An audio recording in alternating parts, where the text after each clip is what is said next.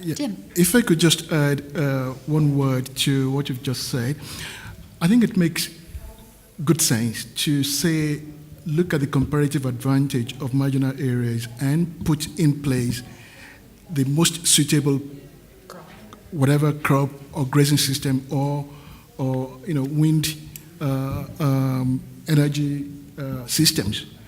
But I think the other aspect which will make this work is you need to have complementary policies that will guarantee that when people engage in these other productive activities, they will have good access to markets, they will have readily available financing schemes to allow them to be able to do that.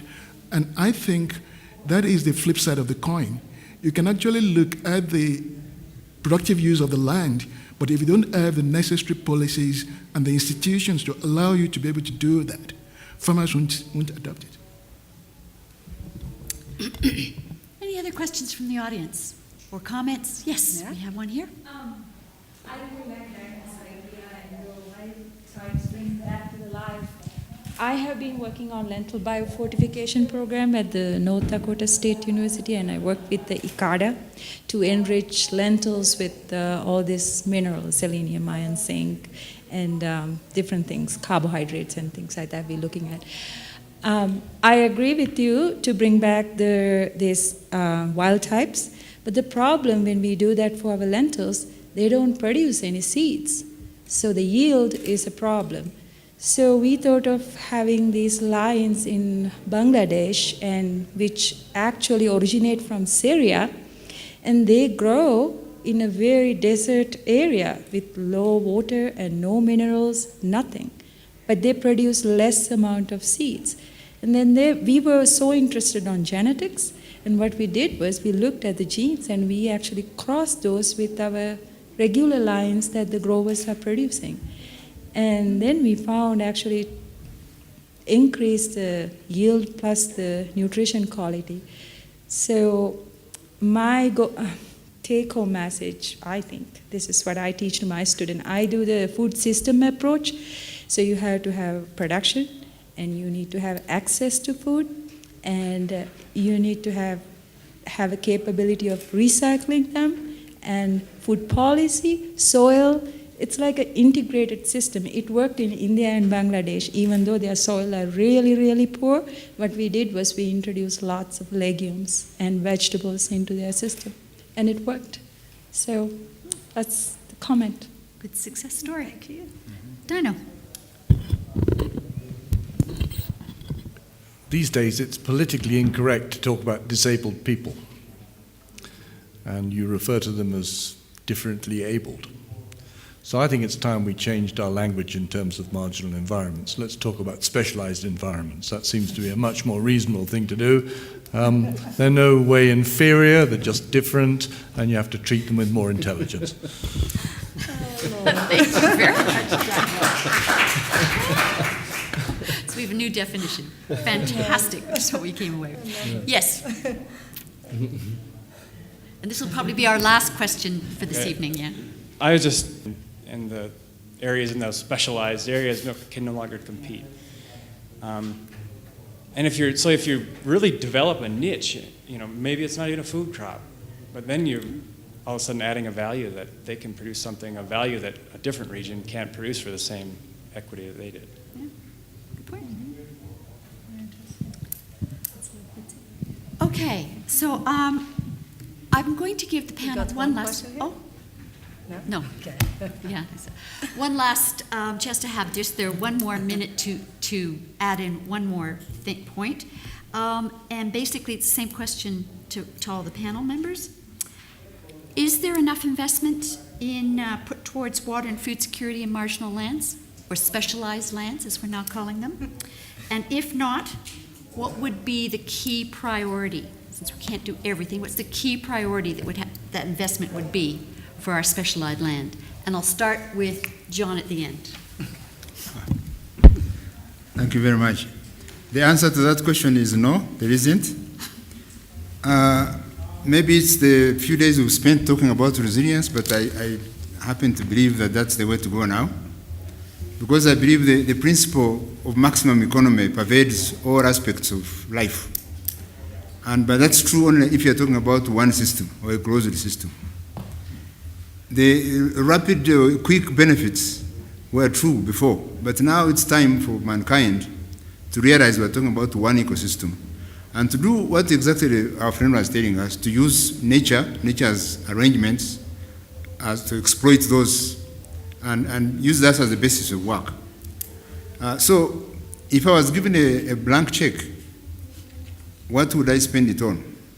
I would spend it on that, on generating that understanding worldwide and inculcating the principle of maximum economy as far as resilience is concerned, and ensure that all activities, all interventions, all projects, or whatever I undertaken have that in mind. And I realize that there would be some temporary situations where you are, for short-term benefits, you continue with what we've been doing before, but the ultimate objective for everyone should be that. And so I would invest in achieving resilience. Okay. Tim, you've got your one blank check. Okay. It's certainly true that there isn't sufficient investment in marginal lands. But we also need to be very realistic about the kind of investments needed. One, most governments face limited budgetary resources. There will always be trade-offs between what they would like to invest in, either in very productive areas or in marginal areas. But I think what is really lacking that governments need to invest in is research-based evidence that will provide the kind of data that will allow the right investment decisions to be made in marginal areas. It's just not a blanket investment that is needed, but you need to be able to talk about the trade-offs involved in either investing in a productive area or in a marginal area, and even if you invest in marginal areas, what will be the return to your investment? I think having that kind of information base to make the right investment decision is very important. Okay. I want to add a dimension to your question. And then you have to answer it. Because if you look at situations where you have a mix of highly productive land and marginal land, say within a country, then I think it would make more sense to differentially invest a lot more on your highly productive land as compared to your marginal land. But if you have a majority of your land that's marginal, then you have no choice but to do so, and to do so in a very viable and effective way. To just give you some background about Ethiopia, prior to 2010, really a lot of the investment used to be in improving the productivity of such kinds of land differentially as compared to the areas that had a high agricultural potential. The problem with that was that the improvements that were being gained were so low, and at the same time the areas that had high potential were really underproducing. So in the order of something like, it used to be called 1 ton agriculture, so you're getting yields of about 1 ton per hectare for your cereals. And so there are other investments that you have to also consider. In other words, increasing the amount of yield you can get that can reach potential yields in areas that are highly productive, but at the same time also do not neglect them. So I would say in the context of Ethiopia, perhaps there was differentially a higher investment on marginal land up until 2010, until this whole area of the Growth and Transformation Plan and the Agricultural Growth Program was put into effect.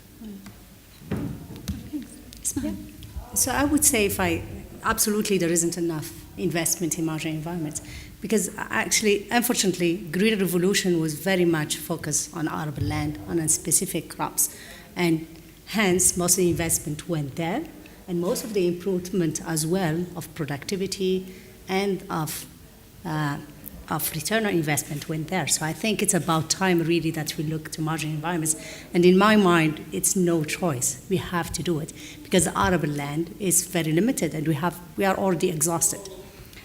And if there is investment, the first area I think it's really to breed those crops for it. So because we shouldn't make the mistake of bringing again the same crops to the marginal environment. So we should spend time to understand the right genetic makeup that we need, the right crops that we need for different marginal environments. Okay. It's an expensive one, that one, but it's okay. Dino. I wish to abolish malnutrition within my lifetime. That will never be achieved unless we invest in specialized environments with specialized crops. And I will not rest until that happens. Okay, thank you. All right, that brings this session to a close. Before I just thank everybody for their participation, Ismahan's going to make just a few closing remarks. Okay. So thank you, Fiona. So I want to just tell you about what's the next steps for us from here. We're hoping we're going to have a final white paper, an opinion paper to share with you. Unfortunately, we are not there, but we have the short version that you have. I'm sure this discussion is going to inform the white paper. It's going to enrich the white paper as it's giving us other dimension that we haven't thought about. Thank you very much for your partnership, for your contribution. I think your input to the white paper is very important because based on that white paper, we're going to get investment and intervention that's going to be defined in those marginal environments. And for us, for marginal environments, it's really very important to do it in a partnership mode because the problem is huge. The solution are different pieces with different people. So there should be a very broad basis, mostly with the communities and looking at those crops that maybe are the most important for those communities to be expanded more and improved more. And I think the other thing on marginal environment that we failed to say is that I think in my mind, because it's like you are starting from a zero environment, anything you do, you're going to have an impact. It's so bad, the production in marginal environments, that the little technological package that you can bring, any crops that you could help them with, it's going to make a huge impact, and that's very important. And maybe the other component that we didn't talk about is enough, it's innovation, and that's why investment is needed. So agriculture in marginal environments is completely different than non-marginal environments. So innovation has to be created for it. So it has to be targeted. The investment has to be targeted. It could be genetic or in water management or in land management or anything, but innovation is going to be very, very crucial for those marginal environments. So thank you very much. One other area that we need a lot is the economics. It came back again in this discussion. We don't know yet how much marginal environments we have. We don't know how much it's going to cost us to bring them back to a productive agriculture. And we know that's going to be a contribution to the food security in the future, but we don't know how much. So that's one area that we are looking for, but as the climate change impact is increasing, as the uncertainty of what's happening is increasing, I think investing in marginal environments is going to give us a little bit of that resilience that we are talking about, because that cushion is going to be especially for the poorest people that are living in those marginal environments. So thank you very much for your contribution. A special thanks to the panel members for your ideas and for being here with us. Thanks for Fiona for moderating. And thank you very much, everybody. Thank you.